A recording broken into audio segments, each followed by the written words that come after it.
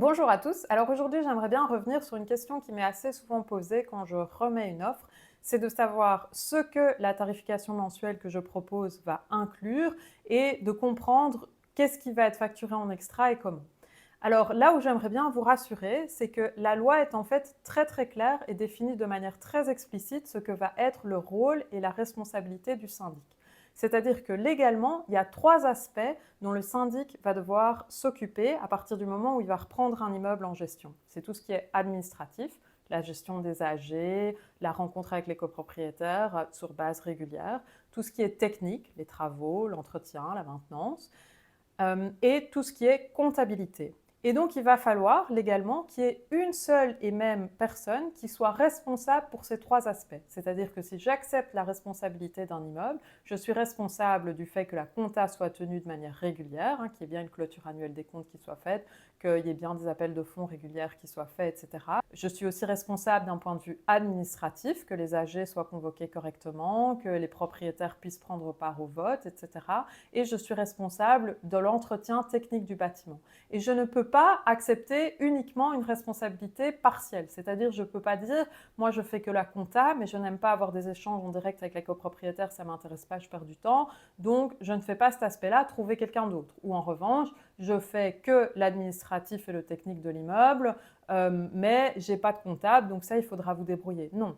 Légalement, il y a vraiment une personne qui va devoir être responsable pour tous ces aspects-là. Et si on parle d'une société, il va falloir que dans cette société, au sein de la société, il y ait une personne qui a un IPI, donc qui a été agréé par l'Institut des agents immobiliers et qui peut valablement exercer la profession de syndic au sein de cette société qui est syndic de votre immeuble.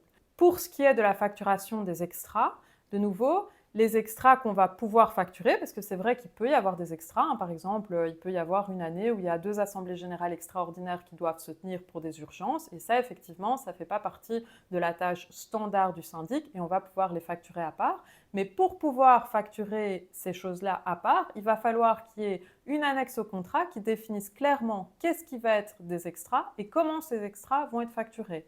On va par exemple typiquement y retrouver les réponses aux notaires en cas de vente, puisque les notaires, lors d'une vente d'un lot, demandent un certain nombre d'informations au syndic qu'il est obligé de remettre. Et ça, en général, c'est facturé en privatif au propriétaire vendeur. C'est ce qu'on va appeler un extra, mais pour qu'on puisse le facturer, ça doit vraiment se retrouver dans le contrat et on doit retrouver dans le contrat sur quelle base ça va être calculé. C'est-à-dire qu'il ne suffit pas au syndic de dire tout extra va être facturé au tarif forfaitaire de 70 € de l'heure. Ça ne va pas marcher. Donc vraiment, vous êtes très bien protégé par la loi puisqu'elle cadre ce qui est le rôle de syndic. Elle oblige le syndic à assumer toute sa responsabilité et pas une responsabilité partielle. Et elle l'oblige également à détailler tout ce qui va pouvoir être facturé en extra. Donc là où il va falloir être vigilant, ce n'est pas tant au moment de la réception des offres, puisque à ce titre-là, elles vont être assez comparables, mais c'est plutôt de voir qu'il n'y a pas d'abus au niveau de la facturation des extras et peut-être comparer les syndics entre eux aussi au niveau de la facturation des extras, essayer de comprendre à quel point ces extras sont facturés de manière systématique ou pas. Donc c'est vraiment ça qui va faire la différence. Et vous pouvez être assez bien rassuré sur la protection qu'offre la législation par rapport à votre syndic. Voilà, si vous avez d'autres questions, que ce soit par rapport à des offres de syndic ou par rapport au rôle de syndic de manière plus générale, n'hésitez pas à nous contacter à info@madimo.be.